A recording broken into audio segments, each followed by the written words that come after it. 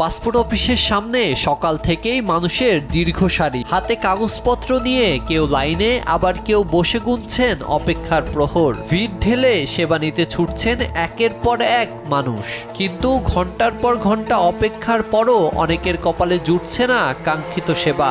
অভিযোগ, বাড়তি টাকা দিলেই অবৈধভাবে মিলছে দ্রুত সেবা।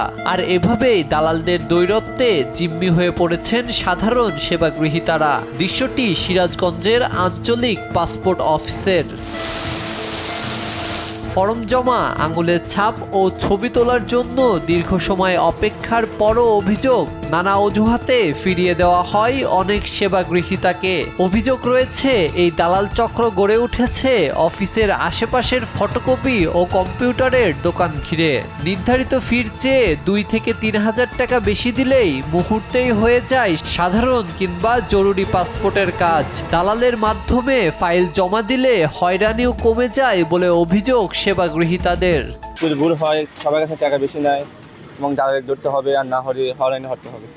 হয়রানি হলে আমাদের কাগজটা হবে না। দালালের কারণে অনেক টাকা বেশি লাগে। দালাল ছাড়া মনে করেন যে ওই 6,000 7,000 টাকায় হয়ে যায়।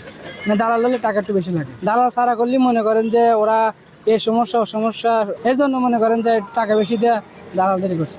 বাড়তি টাকা নেওয়ার কারণ বলতে আসলে এখানে জমা থাকে 5,750 টাকা সম্ভবত। কম্পিউটার দোকানে 200-250 টাকা দেওয়া লাগে। একটু ভুল বানতে হলে ঠিকঠাক করতে 500-1000 বাড়তি খরচ হয়। হয়রানির শিকার হওয়া লাগে না। লাগবে হলে 15 দিনে প্যাকেজ 11,000 টাকা মানে পাসপোর্টে লাগছে, আর 1,35,000 টাকা করে একদিনের।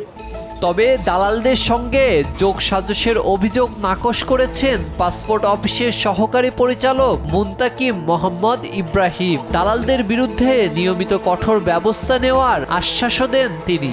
বাইরের কোনো দালাল চক্রের পক্ষেই টাকা নিয়ে পাসপোর্ট দ্রুত দেওয়ার কোনো সম্ভাবনা নেই, কারণ এখন পাসপোর্ট আবেদনকারী যথাসময়েই তার পাসপোর্ট পাচ্ছেন।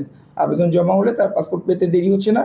বেশিরভাগ ক্ষেত্রেই নির্দিষ্ট তারিখের 2-1 দিন আগেই পাসপোর্ট তারা হাতে পেয়ে যাচ্ছেন। সুতরাং বাইরে যদি কেউ এটা বলে কারো কাছ থেকে টাকা নিয়ে থাকেন, এটা নেহাতই এক ধরনের প্রতারণা। এরকম কোনো সুযোগই নেই যে ওনারা বাইরে টাকা দিলে দ্রুত পাবেন, টাকা না দিলে পাবেন না, এইরকম অপশন আসলে নেই। পাসপোর্ট সেবা সহজ করতে সরকারি উদ্যোগ থাকলেও সিরাজগঞ্জের ভোগান্তির অভিযোগ দিন দিন বাড়ছেই। সেবাগ্রহীতাদের প্রত্যাশা, নির্ধারিত ফির বিনিময়ে হয়রানমুক্ত সেবা নিশ্চিত হলেই কমবে সাধারণ মানুষের ভোগান্তি, বন্ধ হবে দালালদের দৈরাত্ম্য। নিউজ ডেস্ক, দেশ টিভি।